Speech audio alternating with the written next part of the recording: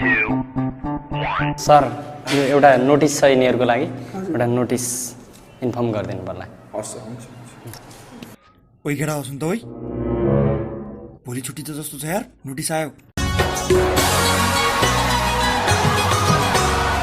school के छुट्टी जब हो जाए गुड्डी स्कूल के छुट्टी जब हो जाए गुड्डी मिले बराबरे देखे बिना जिउरा नहीं